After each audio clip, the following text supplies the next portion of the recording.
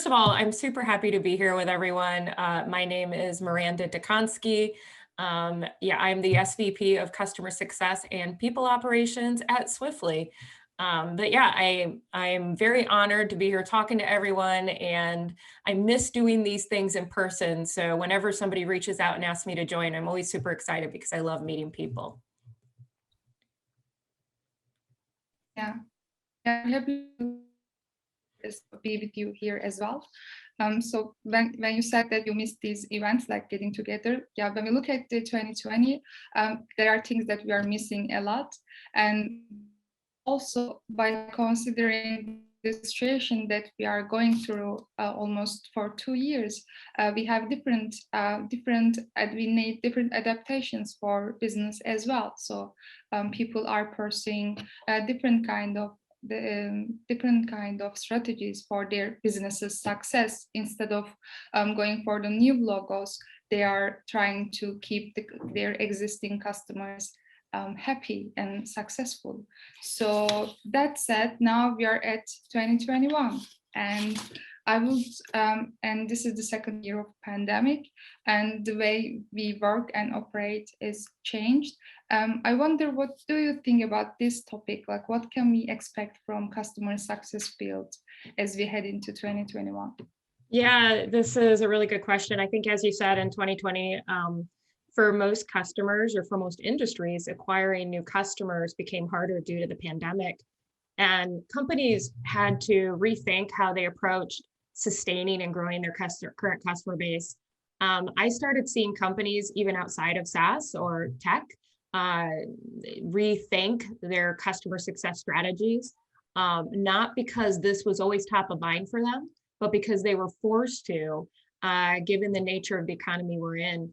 I'm not saying that all companies weren't prioritizing success pre-COVID, but those that weren't were forced to. And this has now resulted in a greater focus in customer success in general. So a few things that I've seen or I'm observing change or be adapted at a greater magnitude are things such as focus at the board level on customer success.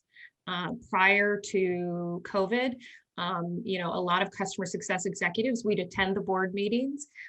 We'd put up a couple of our key metrics, but there really wasn't much focus. The focus was more on sales and acquiring customers. This has significantly shifted. The boards want to know, what are we doing to retain customers and grow customers and grow the revenue of the customer base? I think we really learned a lot last year and have been forced to adjust our business practices and become guardians of the current customer base, which is a blessing, a gift for all customer success professionals. Yeah. Do you think that that there are any trends for customer success in 2021? Oh yeah, there are a lot of trends that I'm seeing. So a few things. There's a heavier focus on proving return on investment. Companies are heavily scrutinizing their budgets. And if your product is a line item on their budget and they can't tie a return on that investment, they will potentially cut that out of their budget. So a lot of pressure to do that, which has the net result of companies investing heavy in customer success and expecting that customer success is going to be driving that ROI, return on investment, at their customer level, which as a result, I'm seeing customer success executives get more access to money to be able to help support their efforts. I'm not saying that, we're being given buckets of money, but we're definitely not having to fight for budget as hard. I think two more things that I'm seeing heavily is personalization of service is growing. Definitely seeing that we're trying, even at mass, if you have like a tech touch, you want everything to feel personalized and feel like it has been made just for that customer. And then lastly, data is king. It's always been king, but now even more so. We're scrutinizing data to tell us the story of customer behaviors and figure out how we can get ahead of it. Yeah. When we think about the increasing in budget and responsibility and the amount of data that is going to be managed by customer success teams, do you have any suggestions for them in these conditions, today's conditions, how customer success teams can operate better? Yeah, so in today's conditions, which is mostly remote, I think it's going to be crucial that if you are in a company that is heavily utilizing data, making sure your teams are set up for success by having the right tools and resources available to them. It's a bit easier for a customer success manager or customer success professionals to take a look at aggregated data in a tool rather than in a spreadsheet and have the tool help them with making those decisions, but also partnering with, CS operations folks or biz ops folks to help them navigate that. Invest in education. That is going to be key as well. Invest in education around communication, leveraging tools, and making sure that the customer success managers are able to adapt quickly to the changing environments. Yeah. Again, like there's an increase on the expectation from customer success managers and how their team operate as well. And also there's a popularity between individuals to get into roles in the field of customer success, or the competition is increasing too. You need to have certain skill sets, as you said, you need to have a certain level of education in the business field, and also for certain tools that is going to be used. And what do you think about the competition in like competitive, how people can compete in this challenging field? So I want to make sure I'm understanding you correctly. Are you asking me how somebody who's not in customer success could potentially get in customer success when the competition's heavy? No, let me put it in a more clear way. Customer success people, there is a competition in their field. So how they can, customer success managers and people who are working in the customer success teams, how they can, what kind of skills that they can build Yeah. to manage this competition? Yeah, that's a really good question. And it's interesting because I just put out an infographic a couple days ago where I talked about 8 skills that folks who are thinking about getting into customer success or maybe potentially looking for their next opportunity should assess just to make sure it's right for them. And it prompted a lot of discussion. And honestly, I mean, it's everything from your detective skills, your analytical skills, making sure you're a strong presenter, having very good project management skills and change management skills, being able to handle stress well, navigate sticky situations, strong critical thinking skills. Invest in those things. There is a strong competition out there right now for customer success, those that are in the field and those that are trying to break into the field. So figuring out how to make yourself stand out and be differentiated from the rest of the competition is crucial. Prior to COVID, I would post a job posting and I would get couple hundred resumes. And out of those, I would say probably 10% were probably qualified. Now that percentage is significantly increased. So it's just makes it harder for me as a hiring manager to pick because I have so many folks that I can choose from. So you have to invest in your skills, take training, put yourself out there on LinkedIn, share your knowledge, build a portfolio. All of those things are going to help you stand out against the competition. Yeah. On my experience, I can say that like customer success is also has a lot of do with the networking, and we have some platforms that customer success people can share their experiences, their insights and strategies. Even though there's competition, also people are helping each other to learn from them. So Yeah. yeah. Yeah, customer success. One of the great things about customer success that I love is nobody is guardians of knowledge. we share knowledge widely with everyone. I haven't met somebody that is going to keep their strategy secret because they think that if they share it with somebody else, it's going to take away from their success. That is one of the great things about customer success. There are so many folks that are willing to just share and help others grow. I know a lot of us just view the more people we help level up, the better it is for everyone in the customer success community. Yeah, yeah, I definitely agree. I think it's in the DNA of the customer success, sharing information and going for the success. Absolutely. Yeah. I see that there are some questions from our participants, and let me go through, and I would like to share some of their questions too. And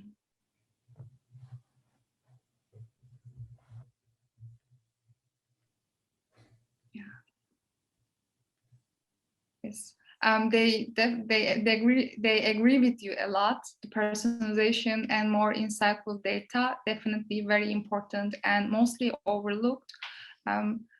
What do you think about the data that being overlooked actually? Is this something that like that customer success people can have a role to not to overlook data? I don't think that we can get around customer success managers not looking at data anymore. I think for us to truly understand customer behavior and anticipate needs and be more proactive, we have to be comfortable with being able to slog through the data. I get it. It's not everybody's favorite thing to do, but it's an important thing to do.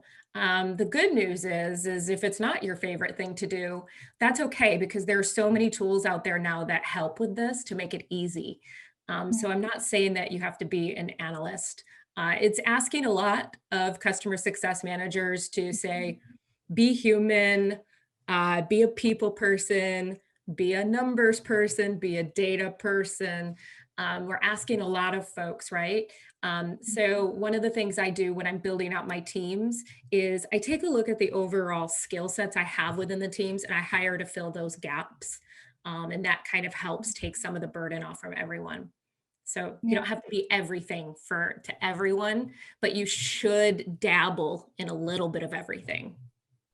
Yeah, it definitely resonates with us here. So Liam is asking, can we have some examples of tools, products out there to help with data in customer success? Yeah, I mean, there's a lot of BI tools, that you can use. You can use Pendo, tools like that, that really dig deep. A lot of the customer success platforms as well are starting to get a little bit deeper in the usage data. And you can look at anything from, if you're a larger company with a bigger budget, the Gainsights of the world to Tangos, client success, Churn Zero, there's so many now, Catalyst. Those definitely aggregate things and help you create health models and playbooks and everything around those health models. I'm not here to endorse any one tool. I think they all have pros and cons, but you have to look at your user base and your customer base and figure out what the best tool is that's going to tell you the story that you need it to tell you. Yeah, I think it's a really good suggestion, looking at your customer base and experimenting even with the tools until you find the one that is working with you. Absolutely. And I think also just to add in one big component there too, and we didn't touch upon this, but invest heavily in onboarding. Get a tool as well, and maybe it's the same tool that helps you with onboarding. Onboarding is a crucial part of the customer lifecycle and the customer relationship.